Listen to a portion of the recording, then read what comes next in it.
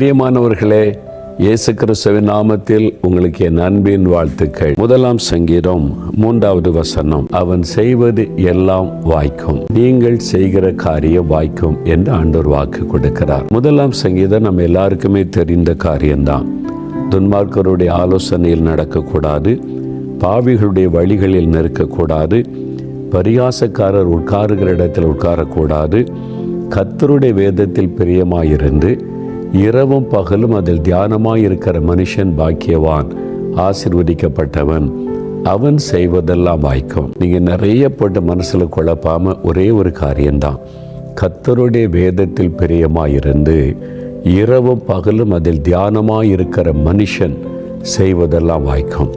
இந்த வேத வசனம் தேவன் நம் கையில் எழுதி தந்திருக்கிறார்ல, இந்த வார்த்தையை நீங்கள் இரவும் பகலும் தியானித்து கொண்டிருந்தால், அப்போ வசனத்தை வாசிக்கணும், ஜெபிக்கணும், தியானிக்கணும், விசுவாசிக்கணும், பற்றி கொள்ளணும், கீழ்ப்படியணும்.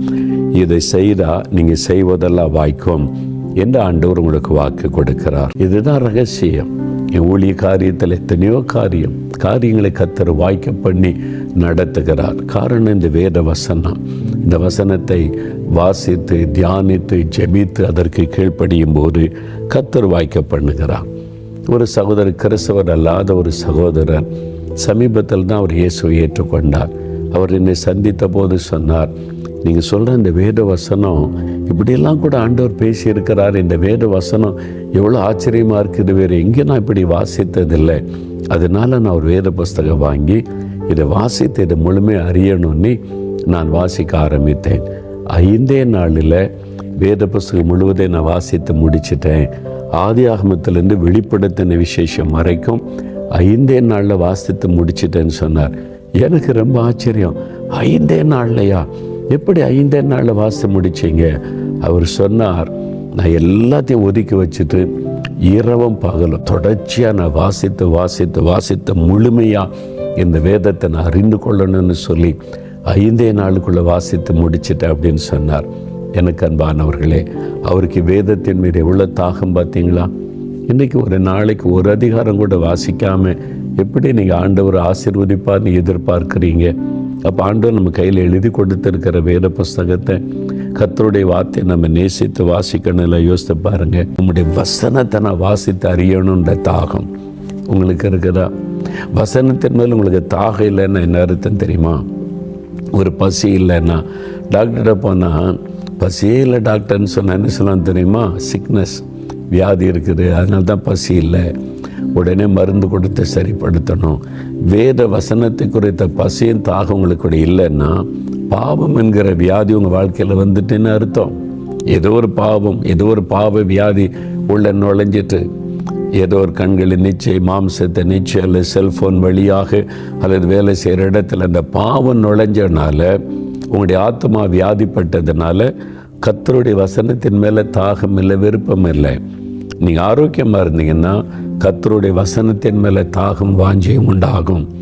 அப்போ ஆண்டவரிடத்தில் உங்களுடைய பாவத்தை விட்டு மனம் திரும்பி இயேசுவின் ரத்தத்தினால் கழுவப்பட்டுட்டிங்கன்னா உங்களுடைய ஆத்மா சுகமாயிரும். அப்போ வசனத்தின் மேலே தாகம் வாஞ்சி வந்துடும். அந்த தாகம் நீங்கள் வாஞ்சியோடு வாசிக்கும்போது உங்கள் வாழ்க்கையில் பெரிய ஆசீர்வாதத்தை கொண்டு வரும். பாருங்கள், நான் தினமும் காலை எழுந்த உடனே முதலாவது ஆண்டவரை ஸ்தோத்திரம் பண்ணுவேன். முதல் 2 மணி நேரத்தை நான் காலையில் ஆண்டவருக்கு கொடுப்பது என்னுடைய பழக்கம். சில நாளில் கொஞ்ச நாள் சில சமயம் அதிகமாகவும் குறைவும், ஆனால் 2 மணி நேரத்தை ஆண்டவர் கொடுக்கணும் என்பது என்னுடைய அர்ப்பணிப்பு. பெரும்பாலும் அது தேவன் கிருபையாய் செய்ய உதவி செய்து வருகிறார். மாலை நேரத்தில் கூட பல சமயங்களில் 1 மணி நேரம் இல்லை சில மணி நேரம் காத்திருந்து ஜெபிக்க தேவன் கிருபை தருவார். ஆனால் அந்த அதிகாலை நேரத்தில் வசனத்தை தியானிப்பார். நான் ஆண்டவரை துதித்து முடித்த பிறகு ஜெப குறிப்புகளை வைத்து ஜெபிக்கிறதுக்கு முன்னால் வசனத்தை தியானிப்பார்.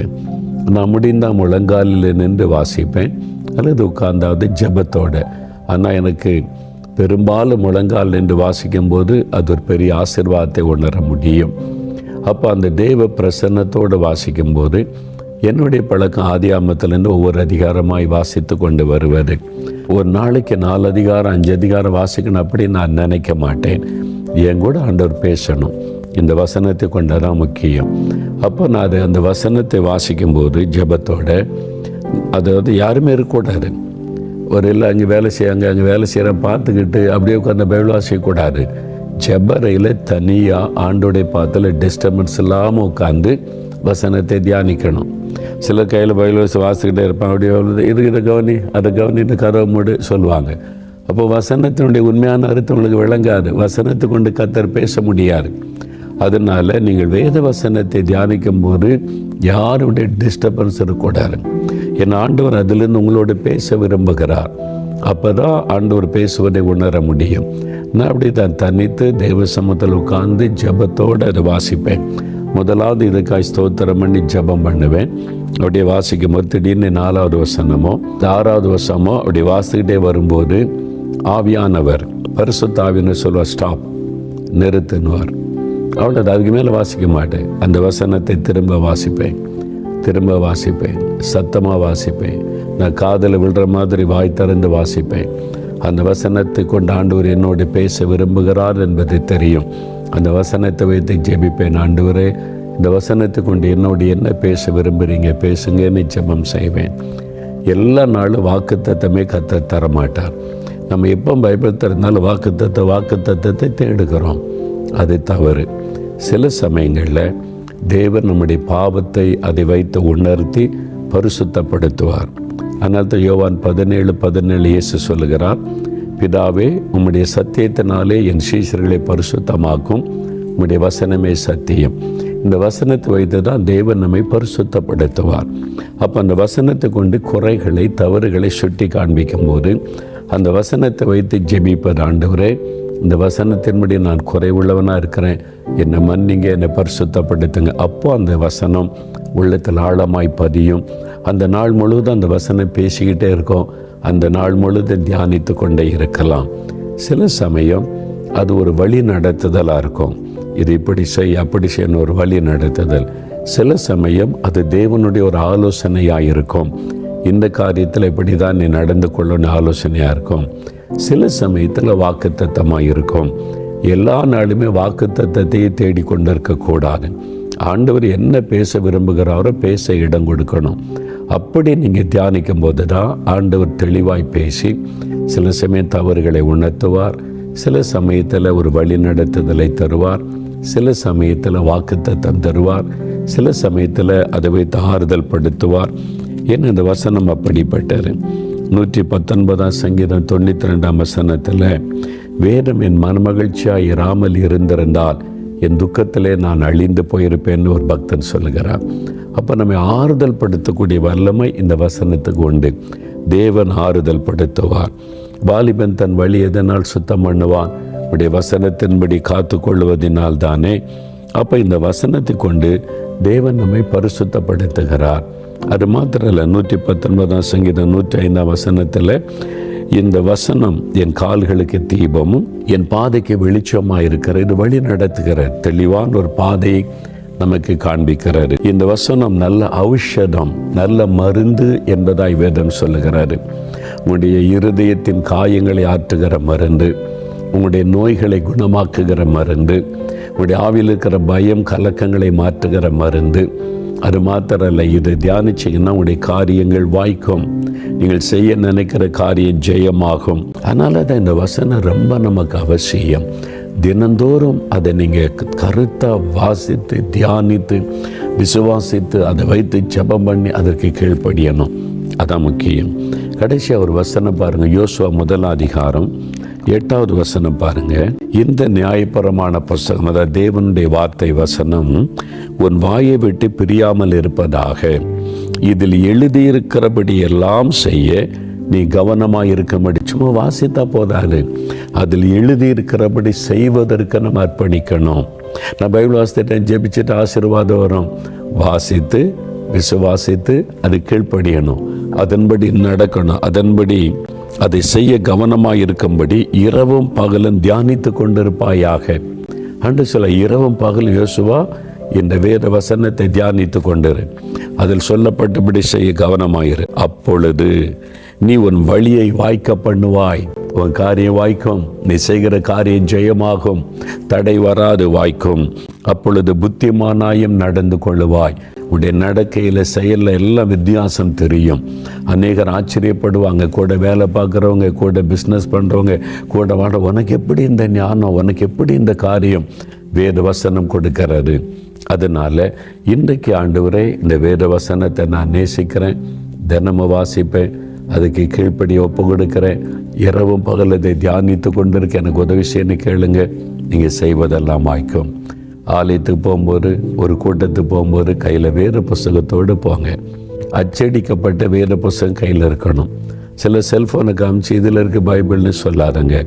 செல்ஃபோனுக்குள்ளே பைபிள் மாத்திரம் இல்லை, எத்தனையோ அருவருப்பான அசுத்தமான சாத்தானுடைய காரியங்களும் செல்ஃபோனுக்குள்ளே இருக்குது. ஆனால் அச்சடிக்கப்பட்ட வேதத்தில் கர்த்தருடைய வசனம் மட்டும், பரிசுத்த வேதம் எழுதியிருக்குல்ல, அது மட்டும்தான் இருக்குது. அதனால் ட்ராவலில் போகும்போது, பிரயாணத்தில் போகும்போது வாசிக்க செல்ஃபோனில் உள்ள பைபிளை வாசிங்க. ஆலயத்துக்கு போகும்போது, ஒரு கிறிஸ்தவ கூட்டத்துக்கு போகும்போது நீங்கள் கையில் அச்சடிக்கப்பட்ட வேத புஸ்தகத்தோடு தான் போகணும். இந்த அச்சடிக்கப்பட்ட வேத புஸ்தகத்தை வைத்து தான் ஊழியர்கள் பிரசங்கம் பண்ணணும்.